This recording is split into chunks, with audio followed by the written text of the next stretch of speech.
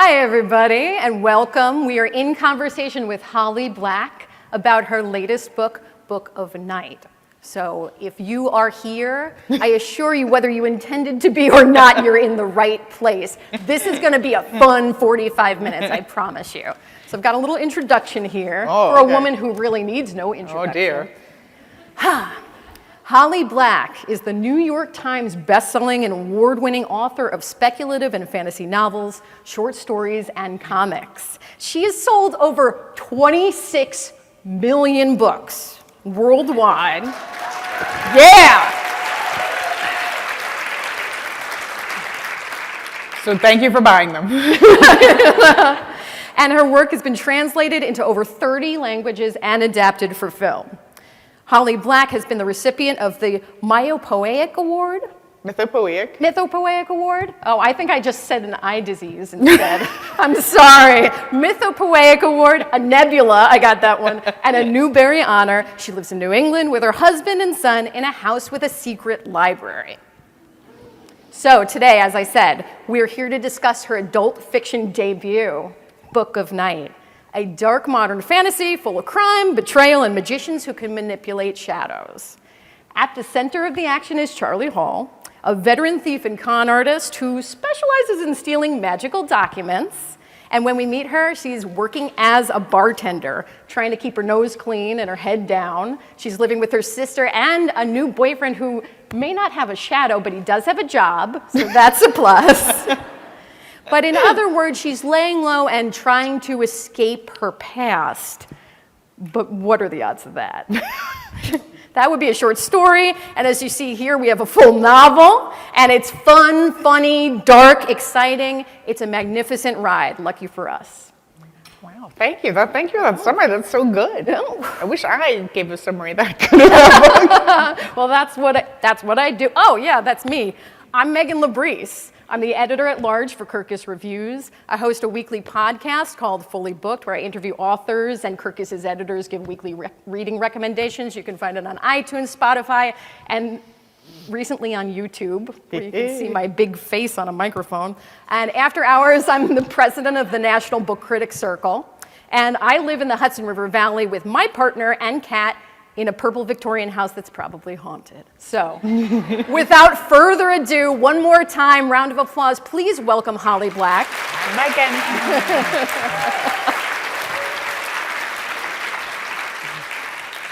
Let's have fun. All right, let's do this. So you have an origin story for this novel. I do. Would you be so kind as to share it with us today? Okay, so long about 2017, I had my ears surgically pointed.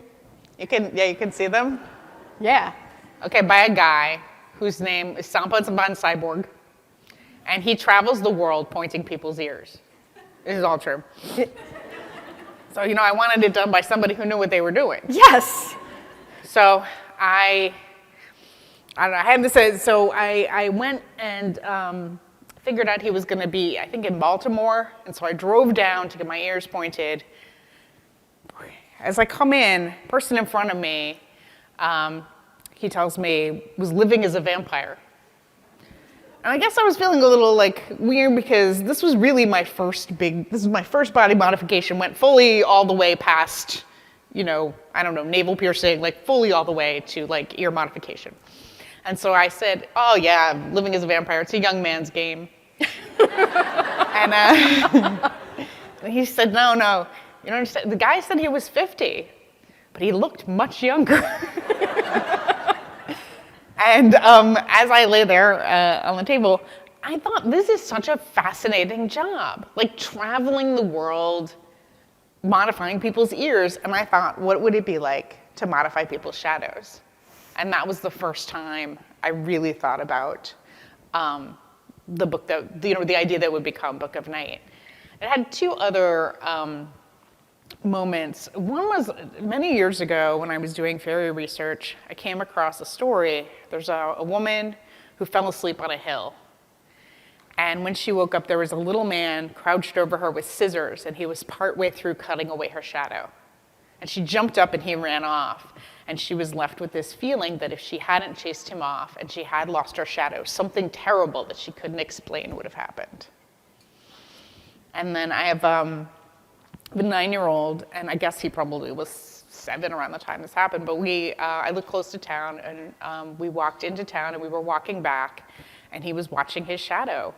And he was just so fascinated with the way, as we passed different lights, it would bifurcate, it would get longer, it would get shorter, and I thought, this is a kind of magic we all have a feeling about. Like, we all look at our shadows and think, huh, weird. What's it doing? Why does it do that? We understand that it's the light, but it doesn't look quite like it's only the light. Yeah. And so I think those are the 3 things that came together to make me really want to write Book of Night. So that's the origin story, mostly about my ears. Cool. Yeah. Which look beautiful, by the way. I put my hair up so you guys can. Thank you. Yeah. I remember those years of being fascinated by your shadow walking home. They were the same years where I used to think when I was a kid that the moon followed me wherever I went, you know? It's been a long time. But I like to get some of that magic back reading your book. So, like, can we talk a little bit more in this world, the people who are these magical people, these people who are able to manipulate shadows, theirs and others, are called glomists. Glomists. A little bit about that, please. So, I mean, the term itself, I tried on a lot of different things, Yeah? and I think that one, it stuck for me. But I was interested in the idea that some people had their shadows be able to be magically controlled, but also then that they had to give their shadows energy. And you have sort of 2 options as a glomist. You can do it the right way, and you can feed your shadow your own energy and control it. Or you can, first of all, you can steal energy from other people through murder mostly. And you also can let your shadow sort of go off and do its own thing. You can give it energy, and then you can give it the parts of yourself you don't like and let it sort of pilot itself. And it's more powerful that way. And so it's very tempting to do. But then, first of all, when you put aside the parts of yourself you don't like, those parts have a lot of vitality. They're part of what make you you. And so what do you lose without them? And then secondly, what did you make? Because now, your shadow has gotten consciousness, and it is a thing. Are glomists born or made? A great question. So one of the things I decided about this world is it's a world in which, because the way that so one of the things when you have a shadow, and if you overuse it, if you push it past the point where it can endure, it kind of burns up and you lose your shadow entirely. And so I assumed that for a long time people would become glomists. Some people are born with 2 shadows, or with the ability to control their shadow. And some people are often through trauma, gain the ability to control their shadow. And I figured they probably burned it up trying to figure out how it worked. And so only in very recent times do people actually know enough to be able to share information. So it's a fairly new science. And people don't know how to make glomists. That's part of the problem. People want to be glomists, and they have all kinds of weird YouTube tutorials for how you can wake up your shadow, many of which are very dangerous. Many theories are still being put forward. You can't steal someone's shadow that's awake already. But it's not nice to do. It's not nice to do. Just like it's not nice to kill people to make your shadow more powerful. Yeah, but it's nice to read about in this book. It's a very propulsive read. So earlier in the introduction, I mentioned Charlie Hall, the woman at the center of this fantastic woman, fantastic thief, now a bartender. She's not a glomist. She's not a glomist. She's not. Can you tell us a little bit more about that character? It's such a rich one. What do you love about her? I love a character who makes a lot of mistakes. Yeah. And Charlie, she has made a lot of mistakes in her life. From the time she was young, she got sort of conned into becoming a thief of just regular stuff for a friend of her mom's. And then she graduated into becoming a thief of magical tomes because, as I was saying, there's not a lot of information in this world about how magic works, and people guard it. And it is mostly considered that printed media is the safe way to go because, you might say to yourself, why not digitize all of this? Right. Well, the issue is that when, in sort of the early days of people digitizing the information they had, there was some false information inserted in, and people died. And so as a result, there's a lot of hoarding information and a lot of distrust of anything that isn't in its original form. Right, and there's quite a market for this information, which is very interesting. You go into all of these matters of class and industry and, secrets and puzzles. It's very delicious. Thank you. I had a friend I was trying to explain this world to, and he said, oh yeah, if I got a hold of these books that would, tell me how to be a better glowmist, I would read them, I would note down what I needed and then burn them. I was like, you are a monster, but also fascinating, right? Because then it's true, it would just be your information. So Charlie, this bar that she's working in right now, what's it like? What's the business like? I mean, this is, so I set the novel in Western Massachusetts, which is where I live, and the bar is kind of my dream bar. It's a little gothy bar, a lot of absinthe. They set things on fire. It's a good little bar. And underneath there is a guy named Balthazar who runs a shadow parlor in which he hooks people up with various different kinds of shadow magicians that they need to get jobs done that they need. Among the many things I would say about this book, it is in a lot of ways a love letter to the service industry, I feel. Were you ever in the service industry? No, but I have a lot of friends who are, a lot of friends, and I have, so yeah, it really was, I think, a love letter to Western Massachusetts, where I live, and as a result to a lot of people I know there, and a lot of, there's just strange, weird places that exist there, and so yes, this bar doesn't exist, but many places like it do. Well, you've never been in the service industry, but obviously you love to entertain. This book is dedicated for anyone who has ever come to New Year's Eve at my house. Care to explain? Sure. So while I am not in the service industry, one day a year, I bartend at my house. I have a huge New Year's party, probably going on for 20 years. Every year, tons of people. I have and I work all night. Making drinks, and I'm, really fascinated with concocting and doing that. But also, I'm very, very shy, and so having a job at a party is great. That's the trick. And so, I love bartending because then I have a job, and everyone has to come talk to me for a little while. And when I thought, well, what is the thing that I know a little bit about, enough to sort of fake it? I was like, well, bartending.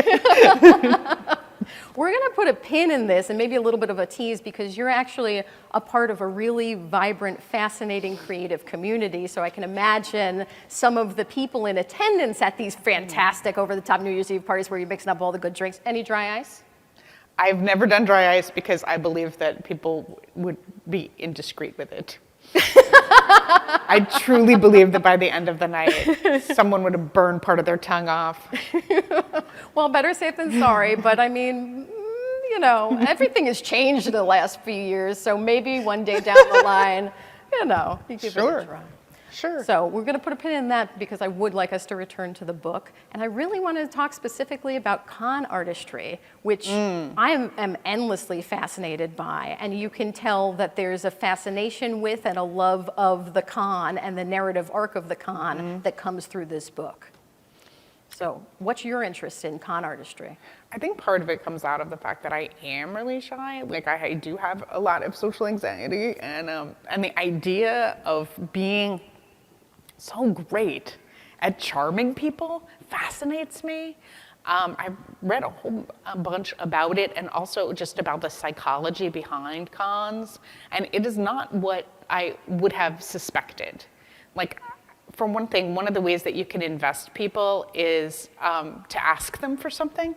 And it seems like it should be the opposite, right? It seems like you should do something for someone and then they'll like you, but it turns out that if you let people do something for you, they like you, which is so fascinating. Yeah.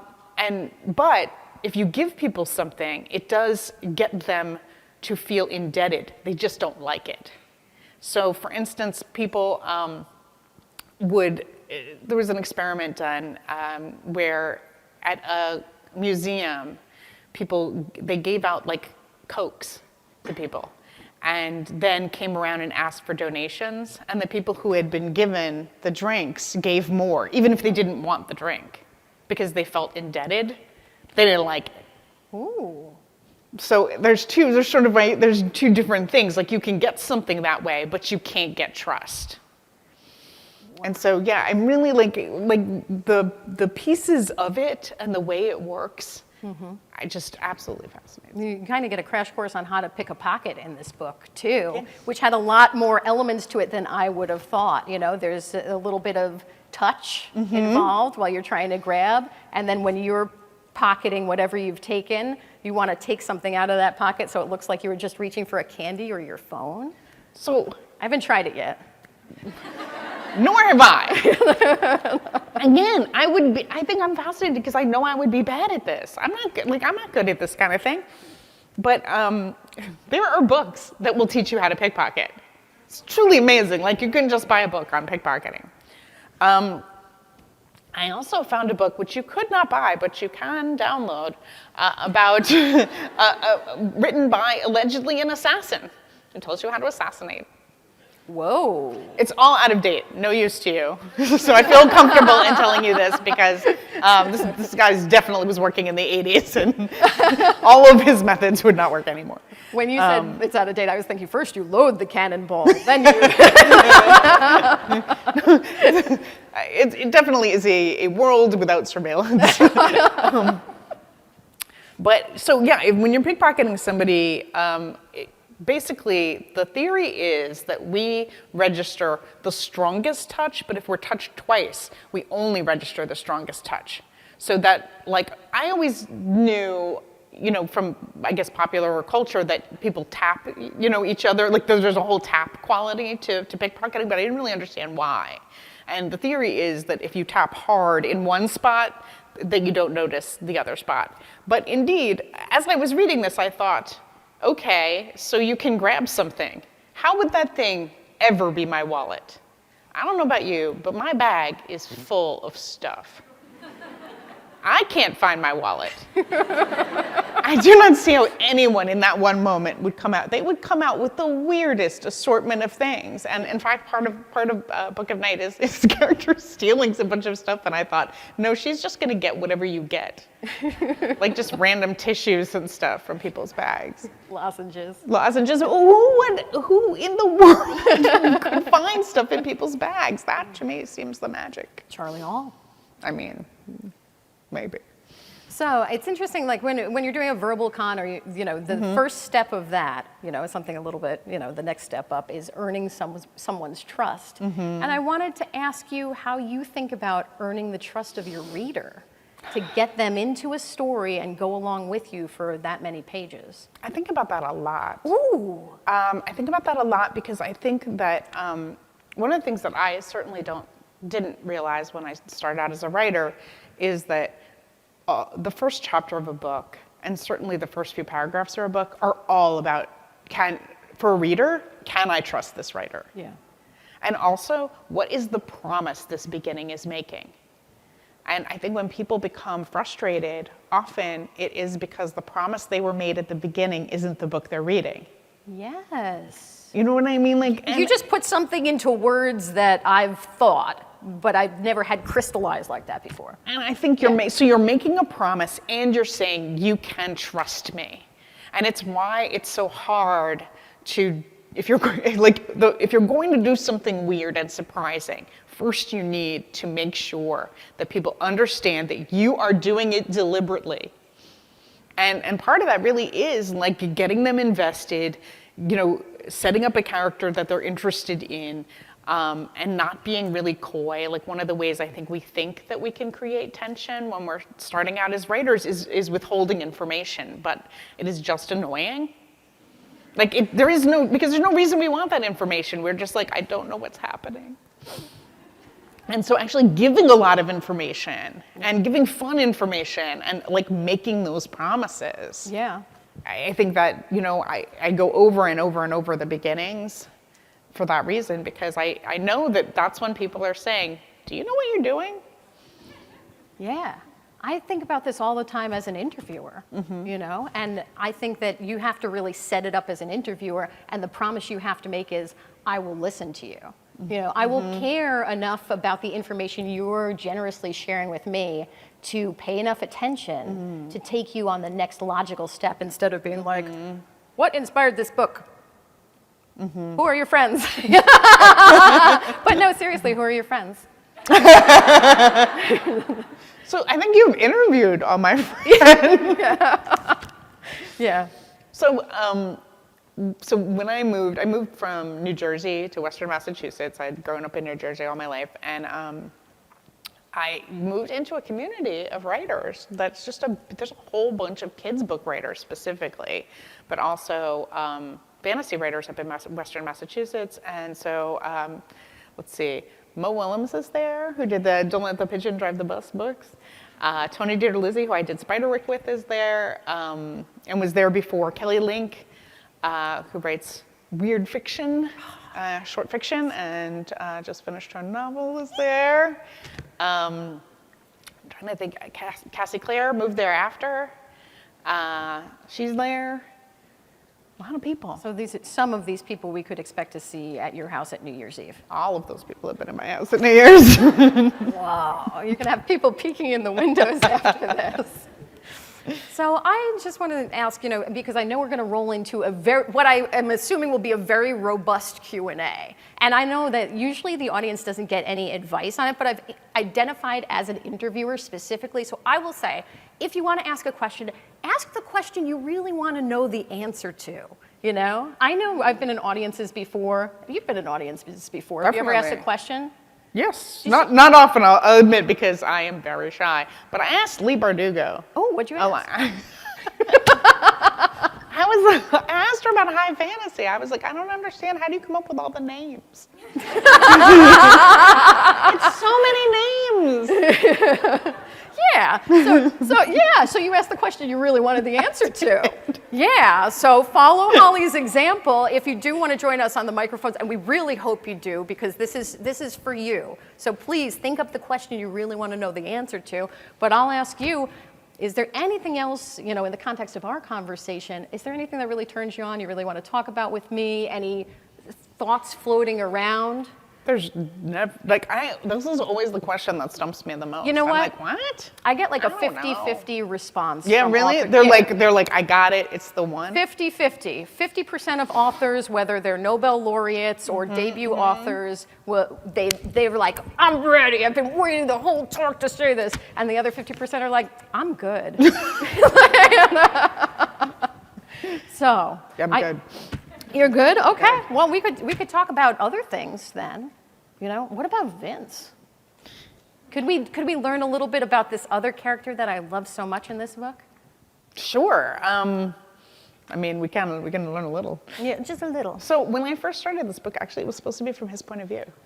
I wrote so many chapter ones of this book, over and over and over. I was on a writing retreat with Cassie and Kelly, and each day I would give Kelly a new first chapter to read, and she would be like, "Sure, okay, this seems good."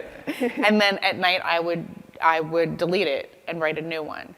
And the next day she would be like, "This one is also good. Can you maybe tomorrow chapter 2?" And I was like, "Absolutely." And then I would just delete it and over and over and over, and I couldn't get it because Vince does not want this book to happen. Right. He's fine. He's good. He has his greatest desire is for this book not to happen. And so it was impossible to get the story to go. Yeah. But like for a long time, I really thought I'm going to tell it from his point of view. Yeah. And Vince is the name of the boyfriend mentioned in passing in the introduction. Lax's Shadow has a job. Lax's Shadow has a job. That's how. Yeah. I mean, he and Charlie are two people who very much don't want each other to know much about each other. Like they definitely think that the core of their relationship is for them never to be known. And I think that was the thing I knew going into it, and that they had made big assumptions about one another, and that they thought, sure, I'm the way to keep this relationship is to continue to present as the person the other person wants me to be. I've been in those relationships, but no more. Don't worry. Was it nerve-wracking to write your first book for an adult audience? Yes, it was, and I did not think it would be, because I thought, I read adult books. Adult books are not written significantly differently than young adult books. But I realized that I had such a clear idea of what young adult meant in terms of market. Yeah. Like, if you make certain decisions when you're writing a YA book, you get a certain kind of cover, right? Yeah. But I didn't know what that cover was in adult, so I kept being like, what am I doing? What am I making? And I called up Paolo Bacialupi and was like, Paolo, do adults do they like closed fantasies where people don't know there's magic, or open fantasies where everyone knows there's magic? And he was like, oh yeah, closed fantasies. And I was like, right. Open fantasy. That's the problem. Like, I know what I should do, but I can't make myself do it. But how cool along the way to have your creative community supporting you, like so good. In the aforementioned, like what else was it like working this out? I mean, he gave me great advice about that first chapter, and everybody, like, I am really lucky that I have a big community of writers who are really generous with their time and will look at stuff and tell me why it's bad. Which is what I enjoy. That's what you need. Critique is a gift. Mm-hmm. It really is. Like, somebody who's going to take the time to tell you what's wrong. Yeah. It's like they're your true friends. Oh, I should not have done that. Do you have any advice to any writers in the room who maybe lack creative community? Like, how about building or finding it? I mean, I definitely think that, you come up together. So yeah, finding people who are where you are is really useful. And I think at this point, I know a lot of people have met one another online. Mm-hmm. And, a lot of people have, SCBWI, if you write kids' books at all, they have often area meetups. Anytime you're going to a science fiction convention, mm-hmm. You're most likely a huge chunk of those people are local to you, and often they have something there for writers. Like, if you seek out that community, you're going to find people, and you only really need one person. Like, one person to be your critique partner. And I think having a critique partner, I really believe is useful. I don't think I would have ever finished my first book if I didn't have one. Somebody to tell me, like, it's great you had fun this weekend, but where's the next chapter? And somebody who can tell you what isn't working, but also, and most of all, what is working, because it's so easy to take out the parts that are the heart of it when you're not sure what is good and what isn't.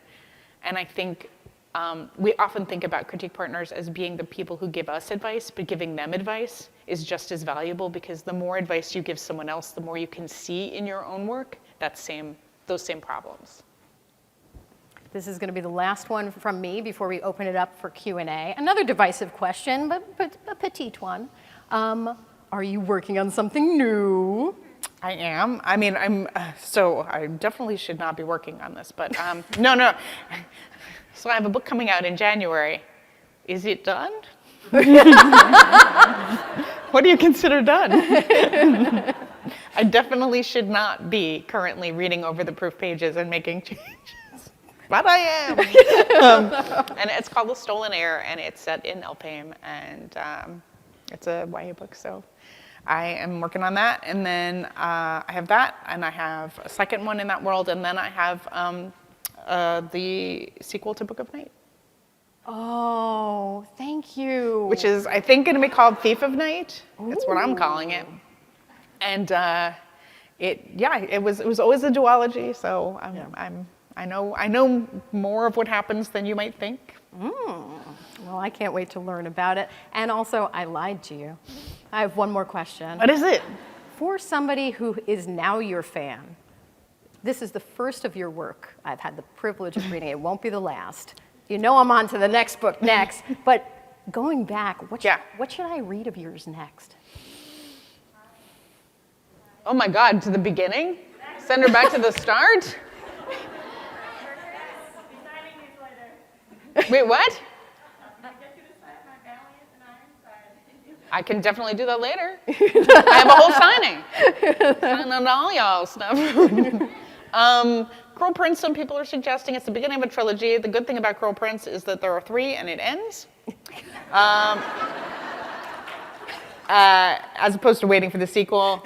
If you don't mind an ambiguous ending again, you could go with Coldest Girl in Cold Town, Vampires. Okay. Big book. Like a vampire? All right. I'm going to read them all. I'm your fan. Thank you. Well, thank you. Thank for you the great so interview. much, Holly.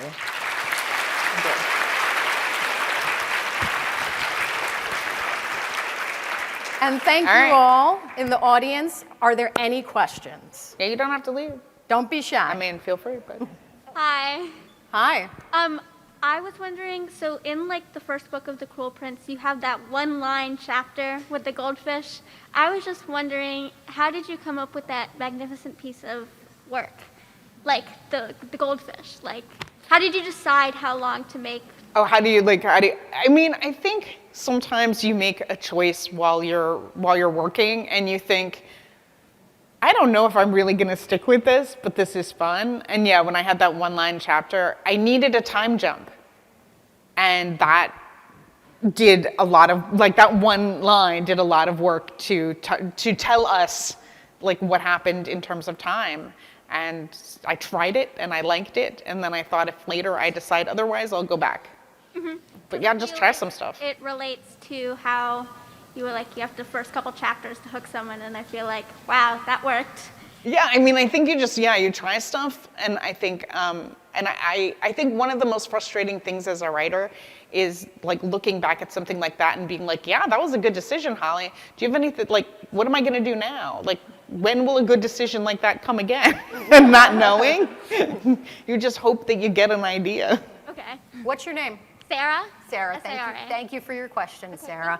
Next, we're going to go back and forth between the microphones. Please say your name and your question. Hi, my name's Allegra. And so you mentioned earlier that you love to entertain and you have like a fairly notorious New Year's Eve party every year. So I got 2 questions somewhat related to that, Okay. both pretty quick. So first of all, you mentioned you lived in Western Massachusetts, and there's a lot of like children's authors that just happen to live in the area. Did you ever get a chance to meet Eric Carle before he passed away, or invite him to any of your New Year's parties? I did not get to invite Eric Carle to any of my New Year's parties. I have met him briefly before he passed. Yeah, I mean, I've been to the museum a lot of times. Tony knew him pretty well. Mm-hmm. Okay, and was he as nice as he seems? He always, Absolutely, he seems 1000%. Lovely every time I've read an interview, and also. If Charlie Hall, if she ever came to one of your New Year's parties, what would she order from you? Well, I mean, let's see. I'm going to go with the Lafroig Martini.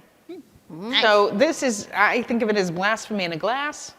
When I first saw it on a menu, I thought, who would order this? What a monstrous thing. And I love it. So it is basically, I think it is like a 4th part Lafroig, an extremely, extremely smoky and peaty scotch. It is like if someone took a tire, set it on fire, and then tried to put it out with moss. And then I think 3 parts vodka, and you do an absinthe spray on the glass before you start. So that's spelled Lafroig, F-O. Lafroig, maybe. Just reach into a bag of Scrabble tiles. And thank you for your question. Thank you so much. Is there any characters from the past, like, finished series that you still think about a lot? From the past finished, like any series that I've ever written, you mean? And you finished, yeah. Then finished. I definitely thought a lot about Cold Town, where I like left it, and I deliberately left it ambiguous, but then thought, you know, maybe I should go back and sort of see what's going on with them. You know, I think about everybody from time to time. I think about Kay and Royben from my first series. I think about what they're doing, and I think that the problem with being in a book is it's like the worst thing that can happen to you, right? If you have a secret, it's coming out. If you have a fear, you're facing it. If your life is going well, it won't be. And so, I would love to check in on people, but also, like, if I were to actually write about them again, I would have to ruin their lives. So, you know, it's a mixed bag. Thank you. Hi, I'm Raquel, and I study femme fantasy and medieval myth, and so I would thank you. I'm in a master's program. It's fun. How do you go about adding modern capitalism into stories based on ancient or medieval myth? Well, a lot of the stuff that I write is set contemporarily. Yeah. Even something like Elfhame, where it's to the side. So I think about it in terms of, and specifically, let me talk a little bit just about Book of Night, because one of the things I always think about, and I talk to people about when they're creating a magic system, is you can come up with a magic system, but then you have to filter it through how people would realistically use it. And people would realistically use it for gain. In Book of Night, we see how the wealthy interact with having shadows and being able to have an endless supply of shadows that they can buy and steal, and how people who don't have that kind of money have to scramble in a different way. I think, it would be a mistake to create a magic system and not filter it through modern capitalism and how we must, live and how we would actually use it, because unless you're going to suggest that the magic is so different that it actually fundamentally changes the way the world works, we have to filter it through that world. Thanks a bunch. Thank you. Yeah, I'm Aurelia, and I was wondering how you do research for your books. So I think a lot of times books come out of research. A lot of times out of something that you're just sort of interested in, and then you wind up already knowing some kind of chunk about it. Certainly, my fairy stuff came out of that. All my folklore stuff, fairy tale stuff, which I draw on, comes out of that. But then I think, what you do is you write, and you hit a point where you maybe don't know how something works.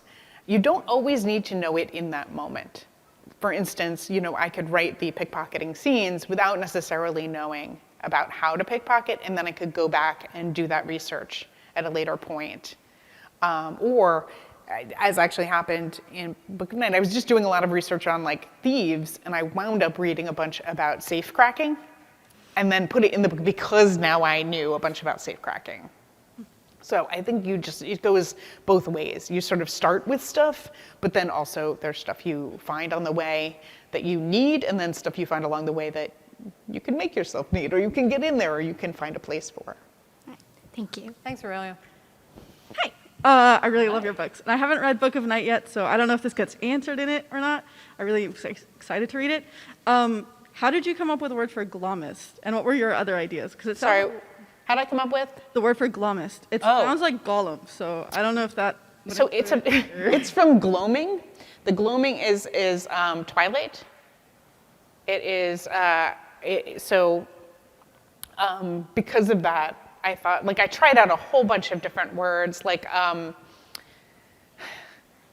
that have something to do with shadow. And I like gloaming because I I always used it to describe the period of time before a book is published, when it goes up on. So when a book is not quite published, it goes up on the internal servers inside your publisher, and it also goes out to reviewers, and it goes out to people, and you either see people have more interest or less interest in it. And during this period, you feel like it's just in your head. It isn't. You can tell what kind of gloaming your book has. So I already had this very specific association with what the gloaming was.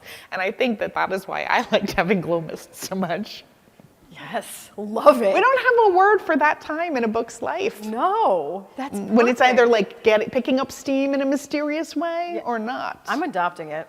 The gloaming. Thank you for your question. Hi, my name is Shelby. So you kind of touched upon this earlier, but I was wondering what your process was for world building and creating magic systems. Does it come earlier in the process or later? Does it differ based off it's a closed or open closed or open fantasy world? And kind of like what were your steps to usually building these different intricate magic and fantasy worlds? So all books are torture devices created for the protagonist. And like I was saying, we have, there's all this stuff that is about them. And in many ways, I think that magic also has to be about the thematic stuff you're getting at, right? So Book of Night needs Charlie for the magic system because Charlie is a character who has a shadow self, who has parts of herself she doesn't want to see or acknowledge. And so the magic thematically speaks to the stuff I want to talk about for this character and all of the stuff she doesn't want to deal with that I need to make her deal with. And so I think when I'm creating magic system, often I'm going back and forth between character and the creation of the magic system. I came up with a whole bunch of different ideas about what shadow magic could do, but it needs to be thematically resonant, but it also needs to be story generative. So it needs to be magic that creates ideas for more story. And so I just kept poking it and poking it and poking it because it was interesting, it was cool, but it didn't do that work. And so I think thinking about that, thinking about what the cost of the magic is, and thinking about how it changes the world are the things you want to think about. Thank you so much. Thank you, Shelby. We are going to run out of time before you even know Okay. it. Are you game to try a lightning round? Yes. Are you questioners game to try a lightning round? Because I'd love for you all to be able to ask your questions. You ready? You ready for this? Okay, and we'll take no new questions aside from those online. Two sentence answers. Okay. Go. Hi, my name's Nicole. I was just wondering, do you plan out your books like completely in advance, or do you just kind of come up with it as you go along? I plan out my books in advance, then I scrap that plan, then I make a new plan, then I scrap that plan. I'm very bad at planning, but I want to be good. A lot of sticky notes. Thank you, Nicole. Technically more than two sentences. Next. Hi, I'm Sky, and I've kind of been following your books. Like, I read Dollbones when I was really young, and then I read Cruel Prince a couple years ago. Recently, as I've been getting into adult fantasy, Book of Night was kind of my first hurrah into adult fantasy. So I was wondering what the kind of transition was like between like children's books and then young adult and then adult. So I started out writing young adult and went back and wrote Spiderwick. So I think a lot of times what I have to do is think about where I was at that time in my life. And that makes it easier just to be able to write in both spaces. Thank you for your question. Next. Thank you. Hi, I'm Charlotte. I was just wondering, you said you did some research into fairies and like that sort of thing. Do you have a favorite like fairy tale that came from that? Oh man, I do. It's longish. All right, let me try and make it really short. There's a guy, right? And he's getting married and he builds a house. And he builds it on some land that he definitely doesn't know very much about. And then one night on a full moon, he and his wife are sleeping and they hear a sound like a train going by, but they're in the middle of the woods. And so belatedly, he goes to a local folklore expert and says, hey, I probably should have asked you this before, but can you tell me about that land? And they said, oh, you built it on a fairy path. And fairies, they don't go around things. But you can cut off a corner of your house. And he does, and this is in the Middle Kingdom by Dermot McManus, and you can actually see a picture of the house. And so, ever after, it would sound like the wind. Thank you. Okay, we're never going to make it You've got Sorry, you've that was a hard one. You've got one. No, you did it. Thank you. You did a great Okay. job. You got one line now. Okay. What's your favorite thing about Carden Greenbrier? That he's the worst. Thank you for your question. How were you able to? Oh, I'm Arya, by the way, and I love your Hi. earrings. How were you able to get Jude to forgive Taryn? I never hated Taryn that much to begin with, so it wasn't so hard for me. Hard for others, maybe. Thank you for your question. Hi, my name is Alina. What would be your process, like when you have a few pieces of an idea, how do you get it into like a fully formed book? That is the challenge, right? Try to think about the stuff that links them. Try a bunch of different stuff. It's great when you have a bunch like that, though. That's great, because books are many ideas and not one. So you're right to have more than one. Thank you. Hi, I'm Sarah, and I was wondering, as an author, like, is there any advice you would give to someone who wants to go into a writing career? One line. I definitely think find a critique partner. Okay. Thank you for your question. Nice ears. Hello. Hi, I'm Nia, and I was wondering, I know you said this was, Book of Night was a book for adults, but are there any mature topics to the point where us middle schoolers couldn't read it? I mean, I would definitely not advise anyone to read it. I don't know what anybody can personally deal with. I think that if you read YA, it's not any worse than that. Okay, thank you. Okay, we're wrapping it up. You've got 3 words per answer. Oh my God. All right. Hi, my name is Morgan, and I'm wondering what's your greatest motivation for writing? Fear. That's great. Ah, 1 word. All right, 2 more to go. We're almost at great question. Hello, my name is Kian.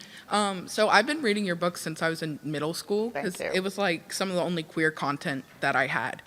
And when I moved to college, a lot of my friends were like, oh, The Cruel Prince. And so like, what was that like for you to blow up so long after you released it, to like rediscover?